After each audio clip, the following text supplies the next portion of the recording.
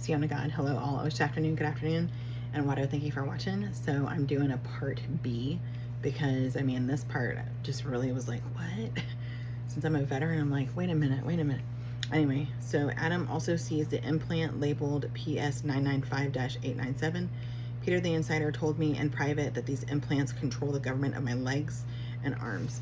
I had a remote viewer friend look into this further, and he said the PVS 1-22002 stood for 2002 version 22 unit 1, and the PS 995-897 was a serial number. According to Adam, these implants were all made by Siemens AG. Oh my gosh. Siemens AG in joint venture with Braun Inc. What the what? I asked Adam to search the Braun Inc. website, but it was in German, and using the power of suggestion, asked Adam to activate his universal translator, and he claims the words switched from German to English on the screen for a few minutes and then faded back to German.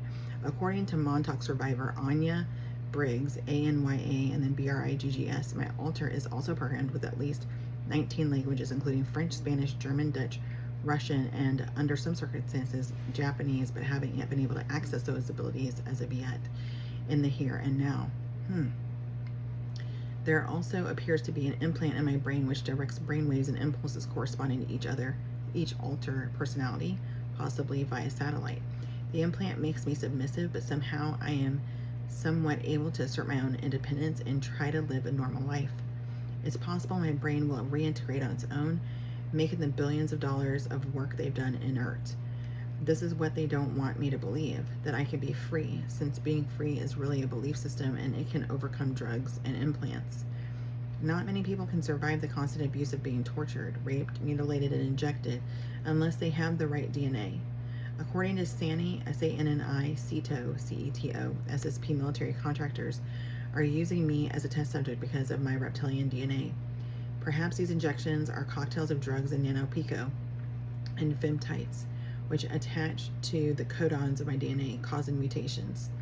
This is done to stop my 56 or so alters from integrating and to stop me from remembering the trauma. I also have other larger implants. Some of these keep me alive. They have become fully integrated with my biological organs in my body. This is known as ascended machine technology, according to James Casbolt. Perhaps these implants are wiping memories such as CO2 modules, which go directly into the bloodstream and brain and modify cells into thinking you just saw something which you didn't actually see. It uses a process which affects the electromagnetic waveforms to influence behavior. Being blank slated doesn't mean the memories are gone. They are stored in a different place, such as in other clone bodies with soul fractals or the Akashic, just waiting to be recovered. Some of my alters are very aggressive, cybernetic, and abusive. These fractals need healing before integration, otherwise they could possibly take over their original host body. The process of integration alters is the process of integrating alters. This is the process of integration alters is called rehoming. You would typically wait till you lived out its life in the breakaway, and upon its death, you would rehome and then integrate the soul fractal with yourself. This is all quantum here. You do not need to wait until the alter dies in its other life. Sabretooth. My friend Kosol, Kosol, Ouch, I guess, ouch, helped me understand early on what was going on with my MyLab experiences and read my Akashic record, aka, and this is in quotes, aka Agent Sabretooth, Silver Class Cosmic Clearance, used for searches and exterminations, alters activated using a code word and technology, alters activated using trauma, end quote. You are a 5th generation super soldier with metal bones and enough telekinesis to lift an elephant, but your alter is programmed like an attack dog and he does whatever he is told to do. You are on the cleanup crew. Your job is to exterminate people that Cabal doesn't like. You are Jekyll and he is your Hyde. Kosol felt bad for me and took me under his wing because the Cabal had no further use for a retired super soldier. I was now defunct and he was worried I would self-destruct, like they planned for me at the age of 45 in order to stop me from recovering my memories. I wonder when they took him out, like how old he was. Anyway, abduction process. The abduction process may look something like this. First, they travel to wherever I may be by opening up a time/space portal. They then stop time because they aren't working from the same dimensional laws like we are. At that point, they may use some kind of handheld stun weapon on me because my altar is activated with trauma. They shine it in my eyes, and which instantly puts me into a trance. At this point, they may bring me back to some base, such as the Jackson facility. Here are the notes from a hypnosis regression. In quotes. Next location. I have him try to locate the facility where I am taken to frequently. All I know is it contains the code name Jackson's. He pinpoints a Jackson, EELRO, Elro, French name it says in parentheses, located in the Nevada desert, but also thinks there are clones of me in an underground facility near Detroit and Atlanta. He steps inside one of these facilities. The staff is dressed in white. They're torturing the clones to see how durable they are. Okay. They are pinching off their skin, ripping little pieces of their flesh off, drilling screws, mutilating their limbs, and some of them are killed. These poor beings are being tortured beyond imagination. They are in a confused state. Most of them are kept in cages and vaults. Some of them are underwater, breathing with a gas mask. These units are not in service yet. End quote.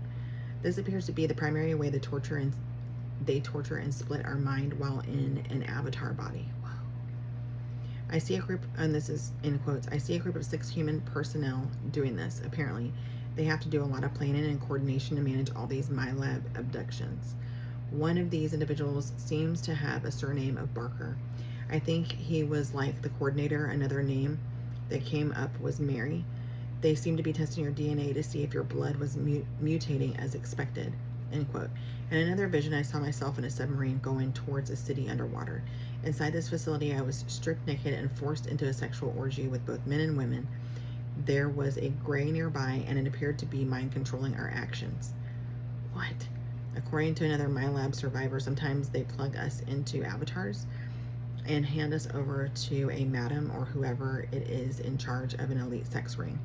We would be taken to a hotel or wherever, and the elites would get off on it.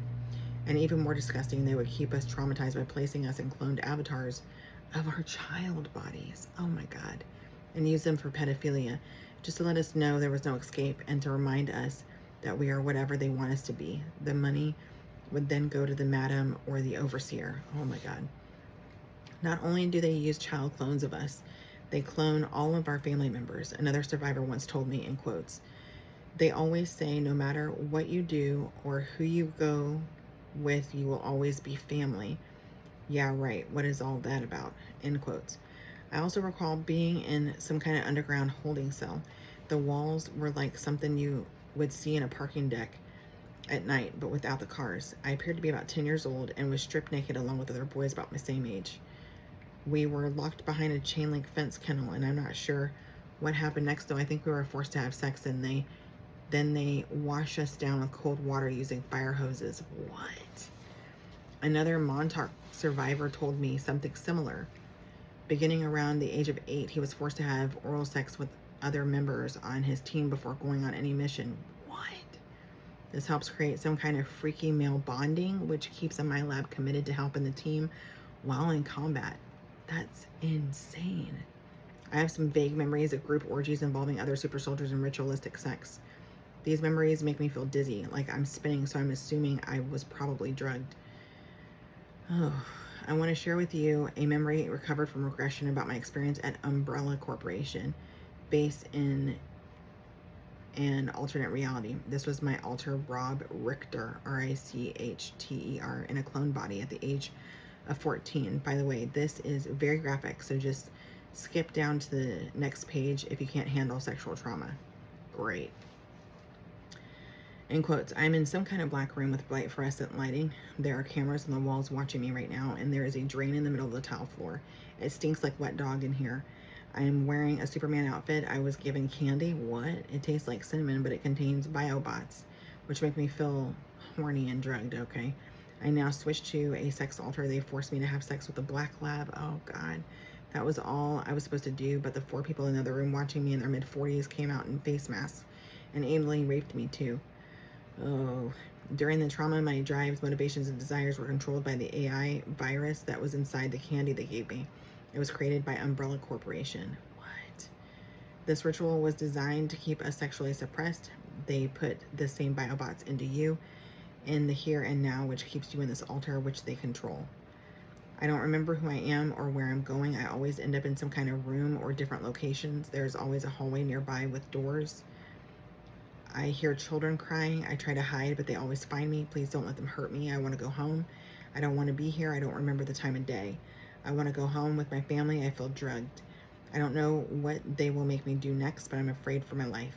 My body smells like pheromone. Sometimes they pee on me, oh my God, and then wash my body with very warm water from a hose. They do this sex thing on me every weekend. It feels like feels like I've been here before. I only get one meal a day, and they chain my feet and body to the wall, or sometimes my feet to the bed. They would pimp me out online for $1,000 a day. Oh my God. They take pictures and videos of me and sometimes record it for other agencies or on the dark web. Oh my God. They give me a drug before I perform, and there are cameras everywhere. They're always watching.